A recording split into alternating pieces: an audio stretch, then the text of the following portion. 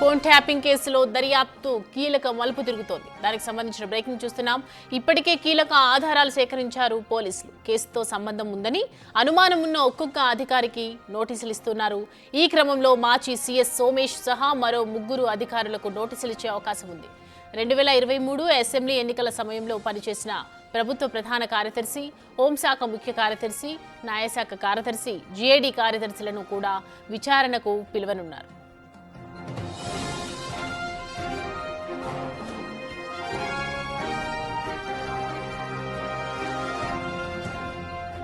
ఓ కీలక అధికారి తనను విచారించాలనే నిర్ణయంపై తీవ్ర ఆగ్రహం వ్యక్తం చేసినట్టు తెలుస్తోంది. హోంశాఖ ఉన్నతాధికారులతో కొద్ది రోజుల క్రితం జరిగిన సమీక్షలో దర్యాప్తు అధికారుల తీరును తప్పుబట్టినట్లు సమాచారం. దర్యాప్తు అధికారి తన వద్దకు వచ్చి క్షమాపణ చెప్పాలని ఆదేశించారట. అయితే ఓ ఐపీఎస్ అధికారి దీనికి అభ్యంతరం వ్యక్తం చేసినట్టు తెలుస్తోంది. దర్యాప్తు అధికారి సరైన రీతిలో వ్యవహరిస్తున్నారని, దానికి అభ్యంతరం వ్యక్తం చేయాల్సిన అవసరం లేదని ఐపీఎస్ అధికారి చెప్పినట్లు తెలుస్తోంది.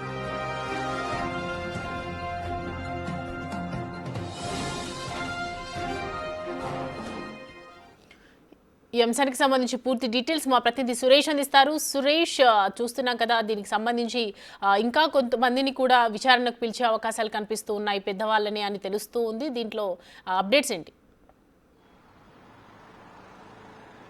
ఫోన్ ట్యాపింగ్ కేసులో చాలా కీలక పరిణామాలు చోటు చేసుకునే అవకాశం కనబడుతుంది. ఎందుకంటే ప్రభాకర్ రావుకి ముందస్తు బెయిల్ పిటిషన్ హైకోర్టు రద్దు చేయడం జరిగింది. ఆ బెయిల్ పిటిషన్ లో అనేక విషయాలు ప్రభాకర్ రావు మెన్షన్ చేయడం జరిగింది. ఫోన్ ట్యాపింగ్ లీగల్ గానే జరిగింది. ఆ రివ్యూ కమిటీ ఆదేశాల మేరకే ఇచ్చిన నెంబర్లనే ట్యాప్ చేశాను తప్ప వేరేవి ఏవి చేయలేదు అని చెప్పేసి ఆయన చెప్పుకొచ్చాడు. కాబట్టి ఇప్పుడు రివ్యూ కమిటీ ఎలాంటి నెంబర్స్ ఇచ్చింది, ఎవరెవరు రివ్యూ కమిటీలో ఉన్నటువంటి అధికారులంతా రివ్యూ చేసిన తర్వాతే ఆ ఎస్ఐబి కార్యాలయానికి ఆ నెంబర్స్ పంపించి అబ్జర్వేషన్ లో ఉంచాలని చెప్తారు. కానీ ప్రభాకర్ రావు సొంతంగా వ్యవహరించి తాను చాలా కీలకంగా పనిచేసి చాలా మంది ఫోన్లని రాజకీయ నాయకులతో పాటు న్యాయమూర్తులవి, వాళ్ళ కుటుంబ సభ్యులవి, ప్రతిపక్ష నాయకుల ఫోన్ నెంబర్లతో పాటు వారి కుటుంబ సభ్యుల ఫోన్ నెంబర్లను కూడా ట్యాపింగ్ చేశాడని చెప్పేసి దర్యాప్తు బృందం గుర్తించింది. అయితే ఈ నెంబర్స్ అన్నిటిని కూడా ప్రభాకర్ రావు రిటైర్డ్ అయినప్పటికీ మళ్ళీ ఓఎస్డీగా పోస్టింగ్ ఇచ్చి ఎస్ఐబి చీఫ్ గా ఆయనను పెట్టి అక్కడ ఫోన్ ట్యాపింగ్ కు పాల్పడ్డారని చెప్పేసి కూడా దర్యాప్తు బృందం తేల్చింది. ఇప్పటికే చాలా సమాచారాన్ని దర్యాప్తు బృందం సేకరించడం జరిగింది. ఇప్పటికే ప్రభాకర్ రావు డిలీట్ చేసినటువంటి సమాచారం కొంతమేర రికవరీ చేయడం జరిగింది. ఫోరెన్సిక్ ల్యాబ్ నుంచి అనేక సమాచారాన్ని తెప్పించుకున్నారు. కానీ ఇప్పటి వరకు రివ్యూ కమిటీ సంబంధించిన అధికారులని విచారించలేదు. అసలు రివ్యూ కమిటీకి సంబంధించిన అధికారులని విచారించబోతున్నట్టు సమాచారం అందుతుంది. ఇక్కడ ఎవరైతే ముఖ్యంగా గత ప్రభుత్వంలో పనిచేస్తున్నటువంటి రివ్యూ కమిటీలో ఉన్న అధికారులను, గత సిఎస్ తో పాటు మరో 4 అధికారులను కూడా విచారిస్తే అసలు ఈ ఫోన్ ట్యాపింగ్ కి సంబంధించిన వ్యవహారంలో ఎవరెవరి పాత్ర ఏ మేరకు ఉందనేది తెలిసే అవకాశం ఉందని చెప్పేసి కూడా దర్యాప్తు బృందం భావిస్తుంది. అందులో భాగంగానే ప్రభాకర్ రావు ప్రస్తుతం అందుబాటులో లేడు కాబట్టి ఆయన చెప్పిన ఆదేశాలనే కింది అధికారులు పాటించి మేము ఫోన్ ట్యాపింగ్ చేశామని చెప్పేసి స్టేట్మెంట్ ఇచ్చారు. అయితే ఇప్పుడు ప్రభాకర్ రావు అమెరికా పారిపోయాడు, ఇండియాకి రావడానికి ప్రయత్నిస్తున్నప్పటికీ కూడా బెయిల్ దొరకకపోవడంతో ఆయన రాలేదు. కాబట్టి పోలీసులు ఇంటర్పోల్ అధికారులకు ఇప్పటికే రెడ్ కార్నర్ నోటీసులు అందించడం జరిగింది.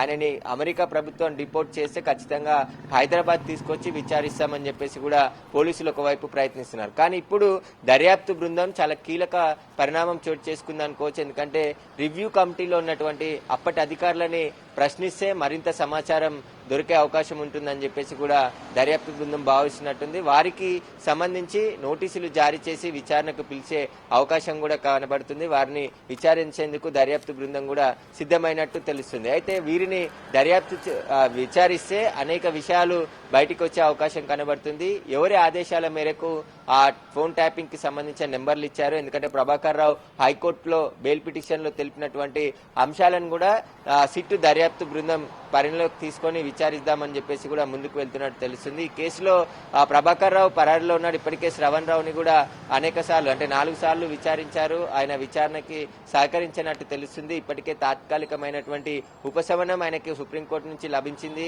నాట్ టు అరెస్ట్ ఆర్డర్ తెచ్చుకోవడం జరిగింది. వాటిని రద్దు చేసే ప్రయత్నం కూడా, ఎందుకంటే కోర్టుకు తెలిపే ప్రయత్నం దర్యాప్తు బృందం చేస్తుంది. శ్రవణ్ రావు ఏమాత్రం పోలీసు విచారణకు సహకరించట్లేదు. అతన్ని రిలీఫ్ ఏదైతే నాట్ టు అరెస్ట్ ఉందో దాన్ని ఎత్తివేయాలని చెప్పేసి సుప్రీంకోర్టుకు వెళ్లే యోచనలో కూడా పోలీసులు ఉన్నారు. ఇక ఈ రివ్యూ కమిటీలో సీనియర్ అధికారులు ఐఏఎస్ ఐపీఎస్ అధికారులు ఉన్నారు కాబట్టి వారికి తెలిసి ఈ ఫోన్ ట్యాపింగ్ జరిగిందా, వారు ఎలాంటి ఆదేశాలు ప్రభాకర్ రావుకు అందించారు, ప్రభాకర్ రావు ఎలాంటి ఆదేశాలు పాటించాడు. ముఖ్యంగా ఇక్కడ రివ్యూ కమిటీ ఆదేశాలతోనే 2023 డిసెంబర్లో ఫోన్ ట్యాపింగ్ కి సంబంధించిన ఎస్ఐబిలో డాటా ధ్వంసం చేశామని చెప్పేసి కూడా ఆయన బెయిల్ పిటిషన్ కాపీలో పేర్కొన్నాడు. కాబట్టి మీకు తెలిసే ఈ డేటా ధ్వంసం చేశారా, మీరు ఎలాంటి ఆదేశాలు ప్రభాకర్ రావుకి ఇచ్చారు, వాటికి సంబంధించిన వివరాలను కూడా రివ్యూ కమిటీ సభ్యులని అడిగి తెలుసుకునే అవకాశం కనబడుతుంది. వారిచ్చే సమాచారం కూడా ఈ కేసుకు చాలా కీలకంగా ఉండబోతుంది. ఇప్పుడు ప్రభాకర్ రావు ప్రస్తుతం అమెరికాలో ఉన్నాడు.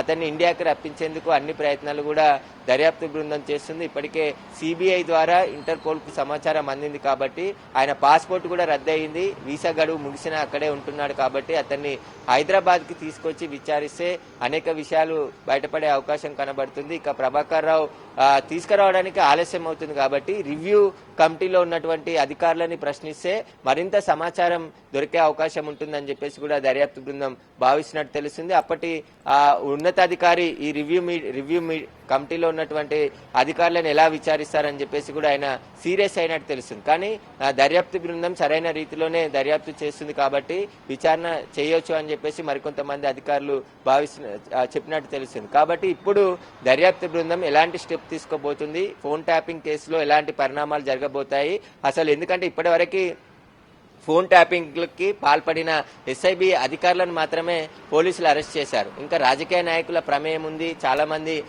ఇందులో పాల్గొన్నారని చెప్పేసి వారి వ్యక్తిగత స్వార్థాలకు కూడా నెంబర్లు ఇచ్చి ఫోన్ ట్యాపింగ్ పాల్పడ్డారని చెప్పేసి కూడా ఎవరైతే అరెస్ట్ అయినటువంటి అడిషనల్ డీసీపీలు డిఎస్పీ ప్రణీత్ రావు వీరందరూ కూడా స్టేట్మెంట్ ఇచ్చారు.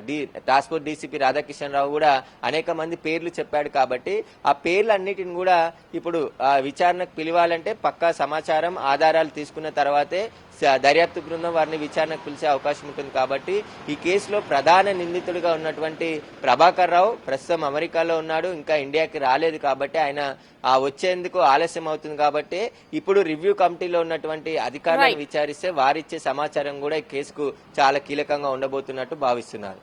Right Suresh, thanks for the updates.